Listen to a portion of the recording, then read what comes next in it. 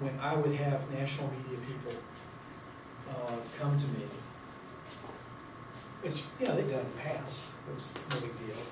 If you're the editorial page editor of the state's largest newspaper, you're somebody the political reporters come to get some guidance on it,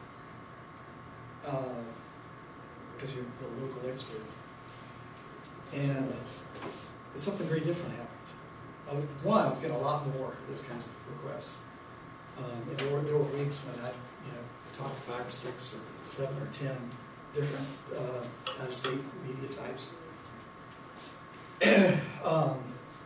And the best way to illustrate it is an anecdote that, gosh, I'm blank on his name now. Peter Hamby with CNN had been assigned to just kind of camp in South Carolina and stay here for a number of months and cover the upcoming primaries.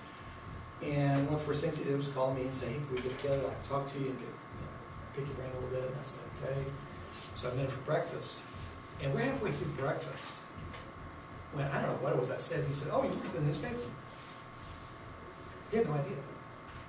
He had only called me because of the law. And that's a huge sea change. I certainly didn't think of myself primarily as a blogger. But I did not think that that was a main source of any notoriety that I might have, but it was. And increasingly that's the way it works. And it's very insubstantial thing. That kind of fame lasts a minute. It comes and it goes, and you're hot, then you're not, and the only way you keep at it is you keep doing stuff.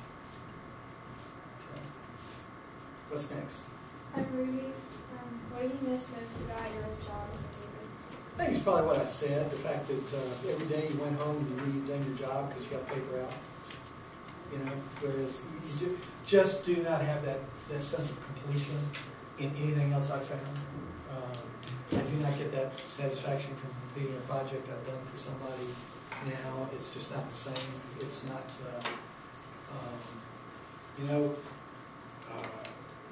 I worked long, horrible hours, and the great personal regret of my life is not being around, for my kids growing up. But you know what? Every day, my family knew where I'd been and what I'd been doing. Well, that's what he does. Here's the paper. Here's his name on the masthead. So that's what I did. So having that sense of, because I'm a guy who goes in a lot of directions at once. I have trouble focusing myself. I'm very ADD. It's hard for me to sit down and do anything and finish it unless I've got enormous pressure on me to make me do it. And that provided that enormous pressure. It's really kind of one reason that I drifted into newspaper journalism, is that in school that's how it worked. Not the way you should work, but I did assignments the night before they were due, and that gave me the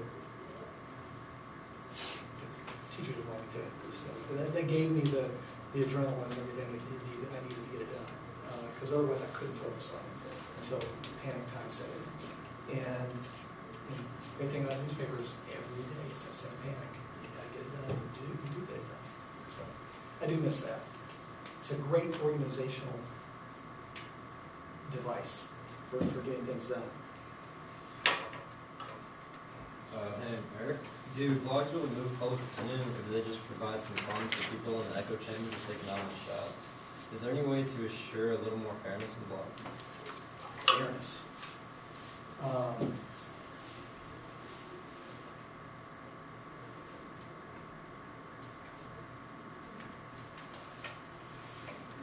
Blogosphere is the Wild West. It's there's no rules, no law, no standards. It is. It's not only that there are no standards there. It's that the blogosphere is tearing apart. societal norms and rules and standards and expectations that we have in the real world, because it causes things to happen that wouldn't happen otherwise. All the hoo-ha over Nikki Haley last June was evidence of that. That's something that before blogs would not have happened. We would not have been talking about allegations about her personal life and getting everybody all stirred up about it, and our defenders getting all passionate, and I'm going to defend Nikki, and causing her to win the nomination and become governor against all odds. It's all kind of rational analysis of, you know, her preparation for the job or anything. And that's something to be concerned about. You know, the demise of the mainstream media is a very, very critical issue for democracy, for public life. Because if you no longer have an institution that's well-being in the community, responsible, you know, depends upon the welfare of the community, everybody knows that.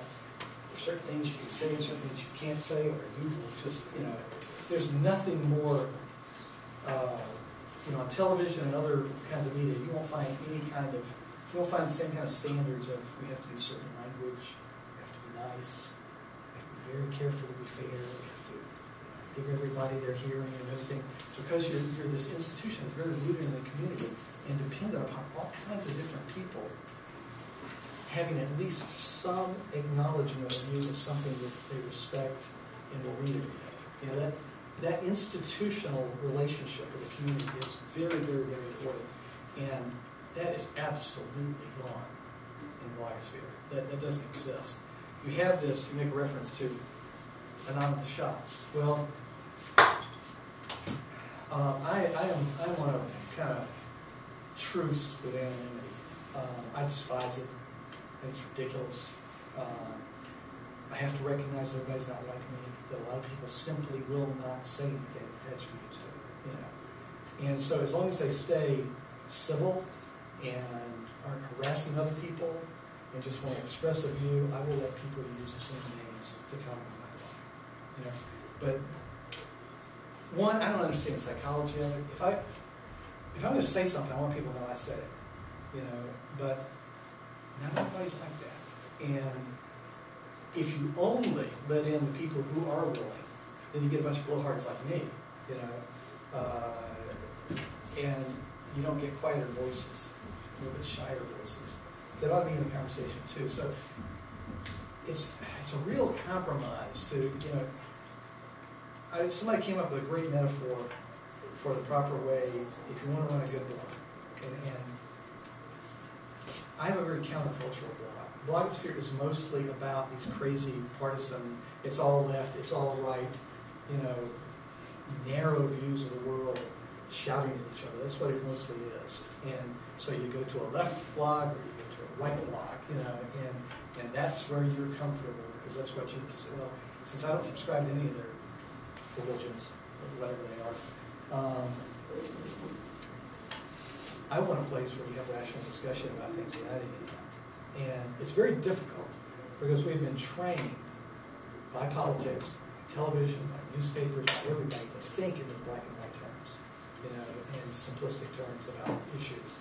And I don't like that guy because he's one of them, you know, that kind of stuff.